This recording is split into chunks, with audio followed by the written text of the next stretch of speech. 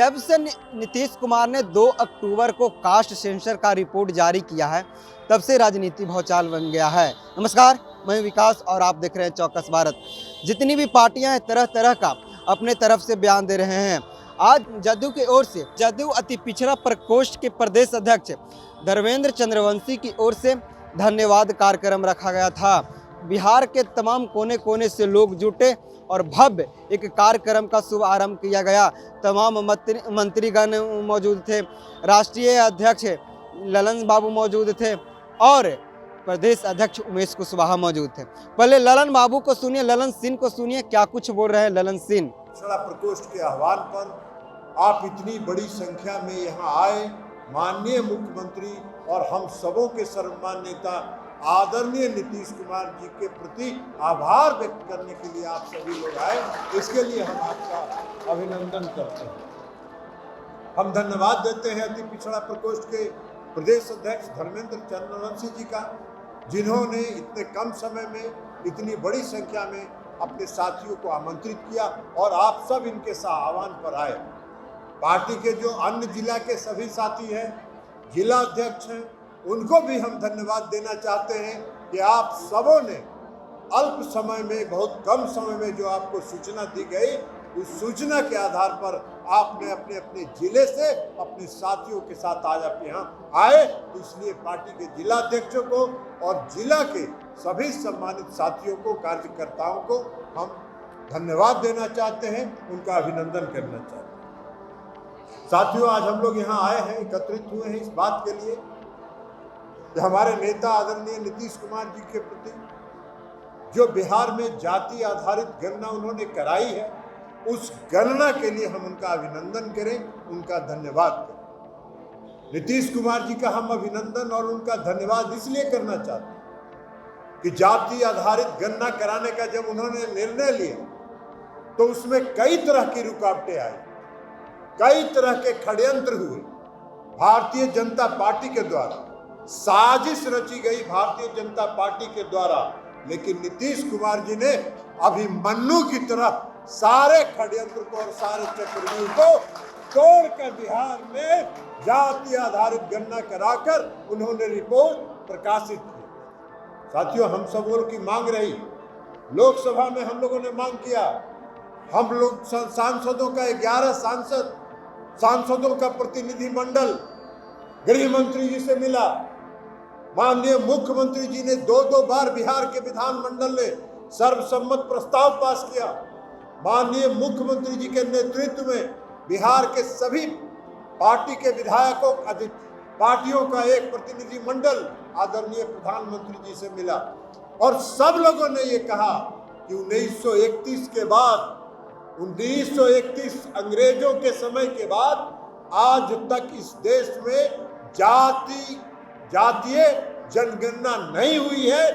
एक बार पता लगाना जरूरी है अगर कि किस जात के, किस समाज के कितने लोग इस देश में हैं, और जब तक ये पता नहीं चलेगा तब तक आप उसके उत्थान की कोई योजना नहीं बना सकते हैं।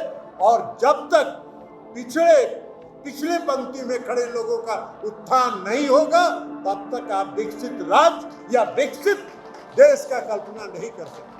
तो नीतीश कुमार जी का और हम सबों की पार्टी का ये मांग रही, शुरू से मांग रही। केंद्र सरकार इसके लिए तैयार नहीं हुई। केंद्र सरकार ने नकार दिया और केंद्र सरकार ने कहा कि हम नहीं कराएंगे। तो बिहार में माननीय मुख्यमंत्री नीतीश कुमार जी ने इसका फैसला किया और नीतीश कुमार जी ने बिहार में फैसला किया कि हम जाति आधारित गणना कराएंगे। जनगणना कराने का तो अधिकार राज्य को नहीं है, लेकिन हम गणना कराएंगे, हम गिनती कराएंगे। और उसके साथ साथ नीतीश कुमार जी ने एक ऐतिहासिक फैसला किया कि हम जातीय गणना कराने के साथ साथ सभी समाज के लोगों की आर्थिक स्थिति का भी हम गणना कराएंगे, उसका भी हम सर्वेक्षण कराएंगे। और सारे सर्वेक्षण हुए। जब बिहार में जातीय गणना शुरू हुई, जब जातीय गणना शुरू हुई तो भारतीय जनता पार्टी ने पर्दे के पीछे से खड़ा होकर पटना हाईकोर्ट में उन्होंने याचिका दायर करवाई, लोकहित याचिका दायर करवाई। लोकहित याचिका भी वैसा आदमी ने दायर किया जो गाजियाबाद का रहने वाला। अब आप बताइए, गाजियाबाद के रहने वाले को बिहार के जातीय गणना से क्या मतलब था? लेकिन उनका उद्देश्य था इसको रोकना। अंततोगत्वा पटना हाई कोर्ट ने विस्तृत आदेश पारित किया और विस्तृत आदेश पारित करके बिहार के सरकार के जो निर्णय थे जाति आधारित गणना कराने का, उस पर अपनी मोहर लगा। और मोहर जब लग गया तब इन लोगों ने पर्दे के पीछे से सुप्रीम कोर्ट में याचिका दायर की। सुप्रीम कोर्ट में जब याचिका दायर हुआ तो सुप्रीम कोर्ट के माननीय न्यायाधीश ने यह कहा कि आपको क्या आपत्ति है भाई, क्या समस्या है आपको बिहार में? अगर राज्य की सरकार ने अगर जातीय गणना कराने का फैसला किया तो आपको क्या दिक्कत है? लोगों ने कहा कि हमारा निजता का हनन हो रहा है। सुप्रीम कोर्ट ने कहा कि भाई क्या निजता का हनन हो रहा है इसमें? आप किस जात में आपसे से पैदा हुए हैं ये तो आपके पड़ोसी को भी मालूम है, ये समाज के हर व्यक्ति को मालूम है, आपके दोस्त मुहिम जितने हैं सबको मालूम है कि आप किस जात में पैदा हुए हैं। आपके पास गाड़ी है कि नहीं ये सबको मालूम है, आपके पास स्कूटर है कि नहीं सबको मालूम है, आपको पक्का मकान है कि नहीं ये सबको मालूम है। इसमें निजता का हनन कहाँ हो रहा है? कौन सा निजता का हनन हो रहा है? सुप्रीम कोर्ट ने कहा हम कोई इसमें स्थगित नहीं करने वाले हैं, राज्य सरकार जो काम करवा रही है वो करवाते रहे। और उसके बाद फिर जब अगला डेट आया तो अब क्या हुआ? पर्दा के पीछे से तो खेल खेल रहे थे, जब पर्दा के पीछे से खेल सफल नहीं हुआ तो अगले डेट पर भारत सरकार के सॉलिसिटर जनरल खड़ा हो गया सुप्रीम कोर्ट में और उन्होंने कहा कि हमको भी कुछ करना है। सुप्रीम कोर्ट ने कहा कि आपको क्या कहना है भाई? तो उन्होंने कहा कि देखिए हम इसका न सपोर्ट करते हैं, न इसका समर्थन करते हैं, न हम इसका विरोध करते हैं। तो सुप्रीम कोर्ट ने कहा कि ना आप समर्थन करते हैं ना आप विरोध करते हैं, तो आप कहना क्या चाहते हैं? तो कहे कि राज्य सरकार को अधिकार नहीं है। उन्होंने कहा कि अधिकार है कि नहीं आप एफिडेविट फाइल करिए, हम देखें, लेकिन हम कोई रोक नहीं लगाने वाले। तो उनकी मंशा थी कि सुप्रीम कोर्ट से किसी तरह रोक लगवाई, जिसको सुप्रीम कोर्ट ने स्वीकार नहीं किया और मोहर लगाया। और यह फैसला एक तरह से मौन सहमति हुई कि राज्य सरकार जो जातीय गणना बिहार में करा रही है वो सही है और उसको होना चाहिए। हो गया, रिपोर्ट भी प्रकाशित हो गया। अब जब रिपोर्ट प्रकाशित हो गया तो पूरे देश में यह मांग होने लगी, हर राज्य में यह मांग होने लगी। राजस्थान की विधानसभा में पास हुआ, राजस्थान में जातीय गणना कराने का निर्णय हुआ, कर्नाटक में मांग हो रही है, मध्य प्रदेश में मांग हो रही है, उत्तर प्रदेश में मांग हो रही है, झारखंड में मांग हो रही है। तो हम अभिनंदन अपने नेता का इसलिए करना चाहते हैं कि आपके एक निर्णय ने पूरे देश में 2024 के चुनाव का एजेंडा तय कर दिया। और एजेंडा भारतीय जनता पार्टी का जो कमंडल है वो कमंडल दब गया और जातीय गणना आगे हो गया। अब आपका धार्मिक उन्माद फैलाने का जो साजिश और षड्यंत्र है वो नहीं चलने वाला है, उसमें आप शिकस्त हो गए। इसलिए आजकल आप लोग देख रहे होंगे कि मोदी जी बड़ा घबराहट में। मोदी जी का भाषण कहीं कहीं सुनिएगा, इस देश के आदरणीय प्रधानमंत्री मोदी जी का, उनका तेलंगाना का भाषण सुनिए, उनका अगले दिन मध्य प्रदेश का भाषण सुनिए, उनका छत्तीसगढ़ का भाषण सुनिए, तो उनके चेहरे के भाव को अगर देखिएगा तो आपको पता चलेगा कि अब नर्वस हो, हताशा में है। और अगर हताशा में है तो उसका एक कारण है कि हमारे नेता आदरणीय नीतीश कुमार जी ने पूरे देश के विपक्षी पार्टियों को एक मंच पर लाके खड़ा कर दिया है और 2024 का एजेंडा तय कर दिया। तो हम इसलिए भी अपने नेता का अभिनंदन करना चाहते हैं। हम इसलिए अपने नेता के प्रति आभार व्यक्त करना चाहते हैं कि आपके एक एक कदम ने नीतीश कुमार जी तो जो काम करते हैं वो देश में देश में व्यापक रूप से चर्चित हो जाता है। बिहार में उन्होंने लागू किया पोशाक योजना, पूरे देश में चर्चा हो गई। बिहार में उन्होंने लागू किया हर घर बिजली पहुंचाना, केंद्र सरकार को मजबूर होकर उसको स्वीकार करना पड़ा। बिहार में उन्होंने लागू किया हर घर नल का जल, केंद्र सरकार को मजबूर होकर उसको लागू करना पड़ा। और जातीय जनगणना भी जब उन्होंने शुरू किया है, आप देख लीजिएगा आने वाले समय में देश में जातीय जनगणना होगी और तब जो गरीब लोग हैं, पिछड़े लोग हैं, उनको न्याय मिलेगा, वास्तविक न्याय मिलेगा। ये हमारे नेता ठीक कहा था संजय झा जी ने। आजकल जब भारतीय जनता पार्टी के लोग जब औंधे मुंह गिरे और जातीय गणना का जब रिपोर्ट प्रकाशित हो गया तो बयानबाजी होने लगा कि इसमें जरा गड़बड़ी हुई, इसका ठीक से नहीं हुआ है। तो संजय झा जी का हमने एक दिन देखा अखबार में, बड़ा ठीक बात कहा उन्होंने कि भाई अगर बिहार में गड़बड़ी आपको लग रहा है तो देश भर में जातीय जनगणना करा दीजिए और बिहार में भी करा दीजिए, पता चल जाएगा कि क्या सही हुआ क्या गलत हुआ। तो वो तो कराएंगे नहीं, वो तो कराने की मंशा नहीं है उनकी, वो तो करना चाहते नहीं है।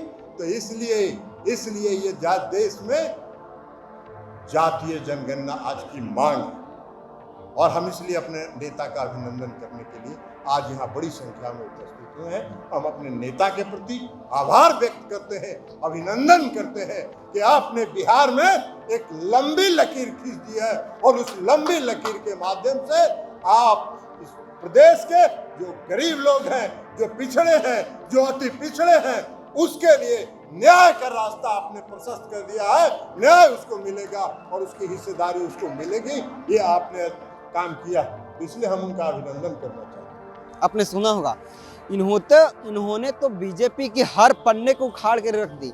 इन्होंने कहा कि बीजेपी जदयू पर आंख उठा के देखने से पहले सोच ले।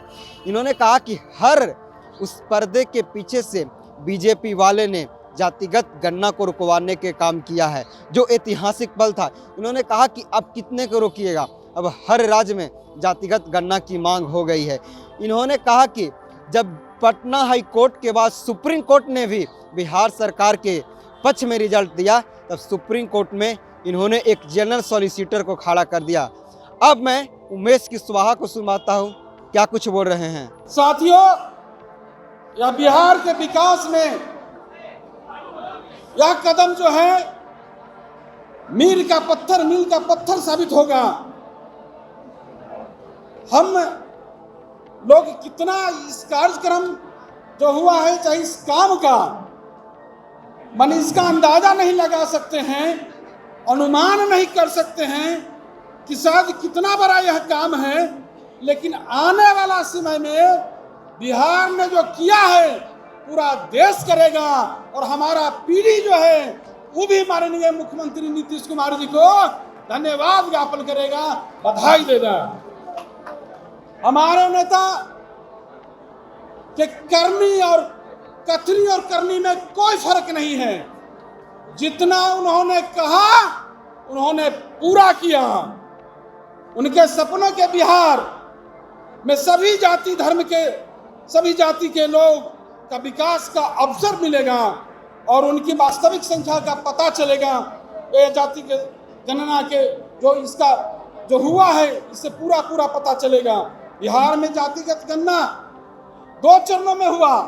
एक चरण तो घर का आकलन किया गया, घर का संख्या का गणना हुआ, और दूसरा चरण जो है जो जाति आधारित जाति का जो उसका इकट्ठा किया गया संख्या का और जानकारी लिया गया।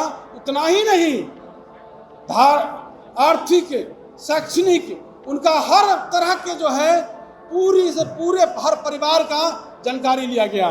ये जो है विकास में और समाज के उत्थान में बहुत बड़ा कदम जो है आगे साबित होगा।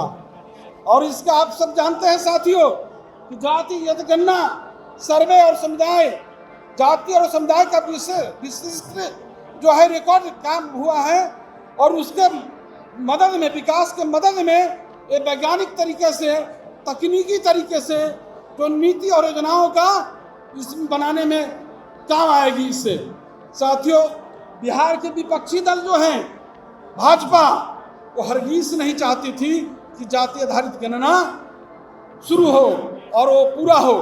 लेकिन हमारे नेता माननीय मुख्यमंत्री नीतीश कुमार जी का इच्छा शक्ति का देन है कि इतना ही नहीं, उन्होंने पूरे जो उन्होंने साफ केंद्र सरकार जो अपने इससे मुंह मोड़ लिया, तो अपने संसाधन से माननीय मुख्यमंत्री नीतीश कुमार जी, बिहार सरकार ने जाति आधारित गणना रिपोर्ट तैयार करके, आपने सुना होगा, इन्होंने कहा, उमेश कुशवाहा ने कहा कि 1931 के में अंग्रेज ने ही जातिगत गणना करवाई थी, लेकिन आज तक न सेंट्रल की सरकार करवाई थी।